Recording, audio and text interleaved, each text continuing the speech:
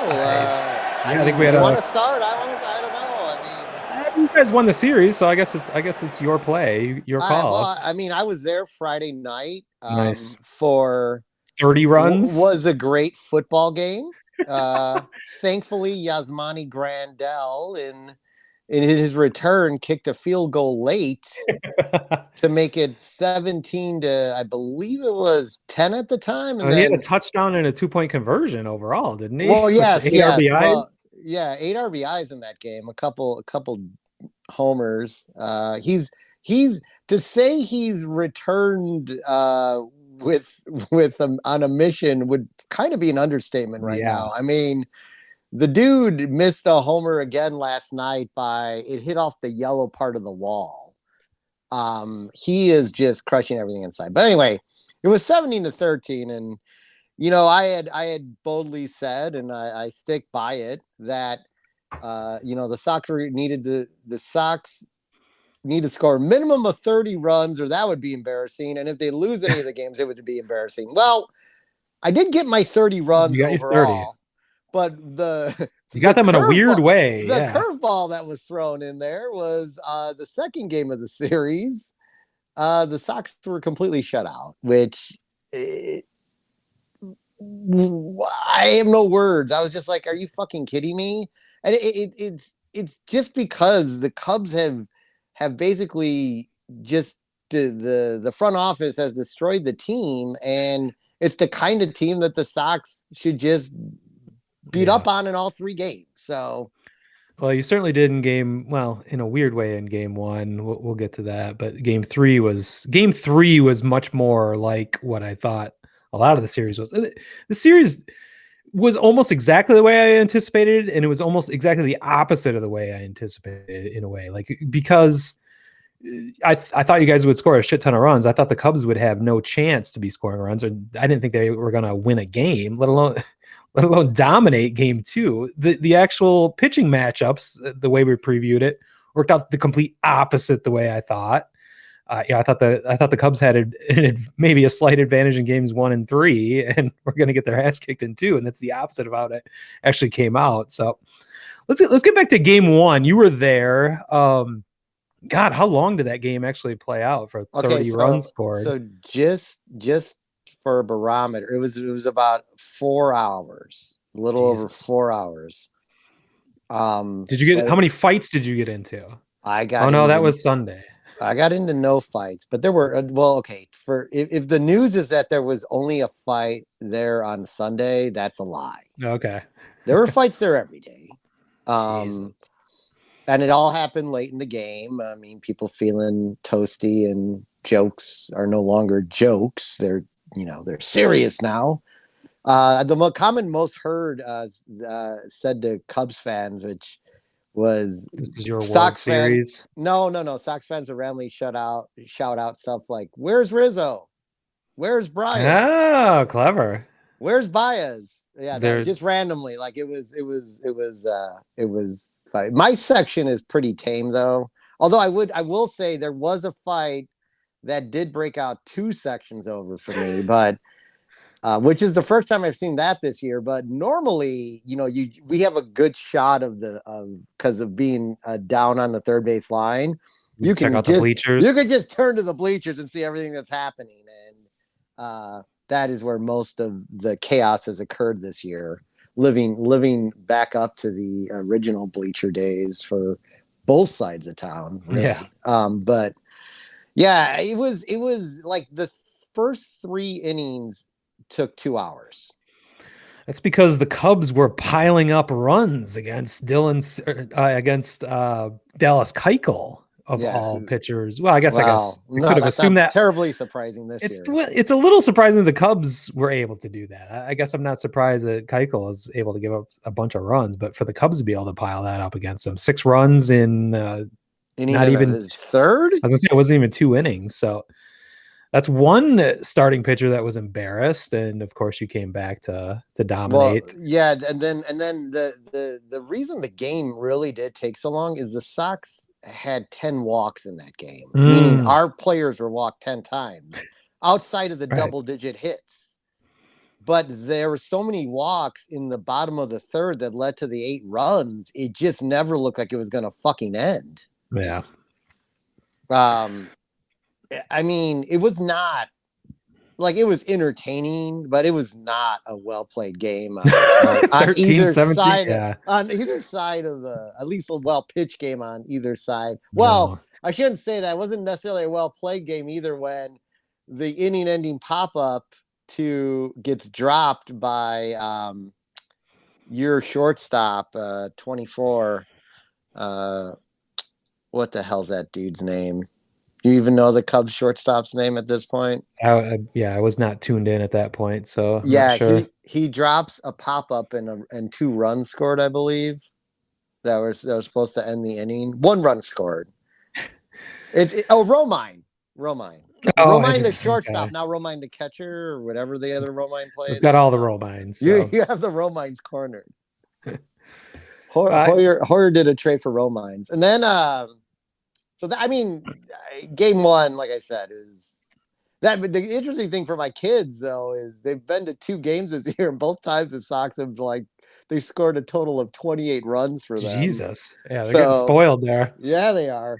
The only other item of note from game 1 I wanted to bring up is Craig Kimbrell imploding in the. Was he in the 9th? I mean, that's not a save situation. It was never a save situation. He let up 3 runs against the Cubs. When someone posted something crazy, his ERA out on the White Sox outside of the Cubs is like 2 something, but because of those 2 Cubs games and a limited amount of appearances, his ERA against the Cubs is like 25 or something.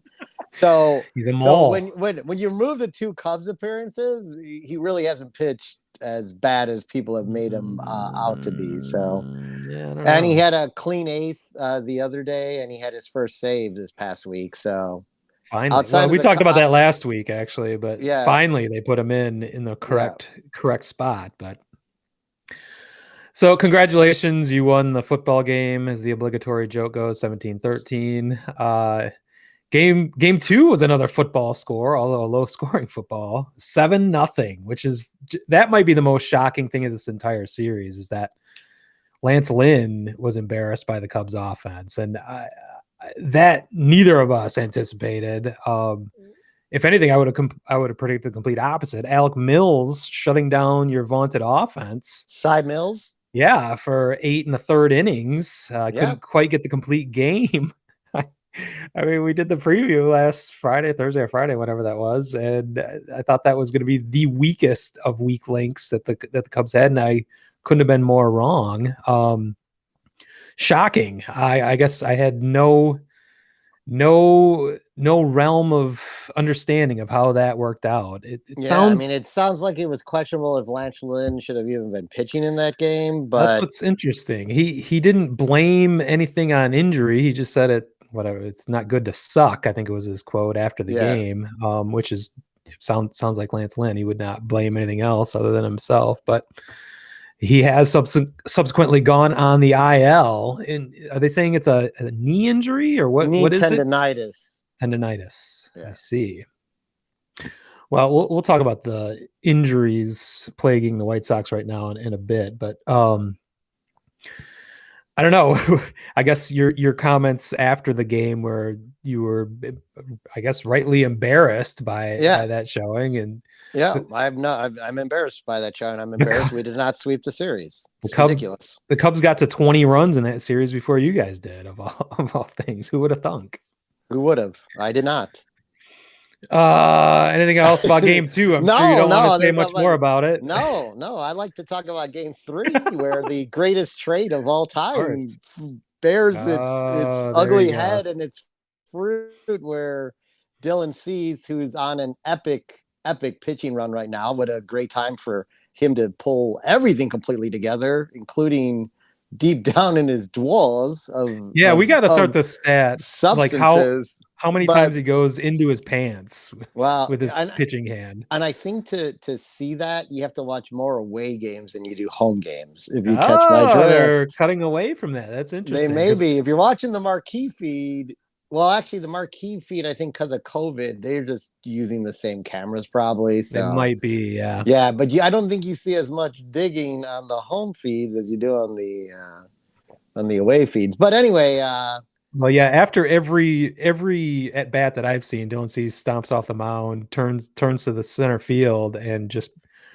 goes directly down his pants as far as you could possibly go. So I'm not sure yeah, if he's this is tucking in his pants like the other. Giuliani Yeah, or what's the going on here. the But other move is he does this a ton too, where he puts his eh, hands through his hair like that's a that's multiple more times. normal for the Well, haired people. I'm jealous of being able to do that, but well, here's what's interesting not as about it, odd to though. me. Here's what's interesting about it, though. He's particularly does it at least 5 times after he lets up a hit or throws like a pitch off, and then suddenly he's got control again. So I don't Mm. know. Maybe it could be, and it. You know what? Over speculation. It could all just be habitual things that he does, routine stuff. I mean, like a batter who has to, after every at bat, go back out and readjust his batting gloves. Konerko used to drive me nuts. Every pitch, he had to walk Yeah. back out, readjust his batting gloves. Who knows? But we both find it very comical that this dude goes like freaking 10 feet into his freaking drawers constantly. Something to pay Uh, attention to going Something to pay forward. attention. Yeah. But anyway, whether he's putting any type of sticky stuff, reserve your jokes, on the ball, he is dominating right now. He's pitching great. They Don Cooper said it, Ethan Katz has said it, Tony La Russa said it. They've all said, like, watching him, of all of the Sox pitchers, everyone always believed he has the best stuff of everyone. And what a great time if that momentum can carry into October for him. So I don't know. I love watching him pitch. I think he's got like just some sick, nasty shit. So not sure. Again, it could be aided, but I know on an interview this week in the Score, he had nothing but praise for Ethan Katz and how Ethan Katz has helped him take it to the next level. So Maybe Ethan Katz has some magic elixir that he's found a way to. he does. He's I quite don't the know. chemist. He is. I guess the only other thing of note from Game 3 is how you completely destroyed Kyle Hendricks, the ace of the depleted Cubs staff. That was Yeah. not what we predicted going in. I thought that'd be one of the more competitive games, and it was the least competitive of games. I don't know what that says. I think it says much more about your incredible offense than it does about anything else. So, congratulations. It's not the BP Cup anymore. It is now the Wintrust Trophy, Yeah. Is it Wintrust Cup. I think What it's it? the Crosstown. Well, it's sponsored by Wintrust Yeah, for it's the sure. Wintrust, but I think they call it like the Wintrust Crosstown Cup or something. You guys clinched that after Game 1 of this series, after sweeping the previous series. So 5 wins to 1. Uh, you took a celebratory photograph with about maybe 8 of your team. It was just sort of a sad photo. Like you'd think, something that was meaningful. I just think of like Stanley Cup photos where the whole team is just piled in there. And there's just eight Yeah, I think it was dudes like just the sort of kind of. starters from the night. I think that was it. It was the Was guys who it? started the game or Okay. whatever. They didn't look that all that The jazz. fourth So winning. They're like, really? We have to do this? it made me laugh. And the They're like, fans, it's clear the fans get much more enjoyment out of this crosstown cup rivalry than the players do. I'm sure they 3 sold out enjoy it. games worth. I mean, 3 Yeah. sold out games worth. And the Cubs, a lot of Cubs fans were there. Oh So yeah. they Yeah. didn't shy away. They came out still. Yeah, they're ready to take a punch. Literally.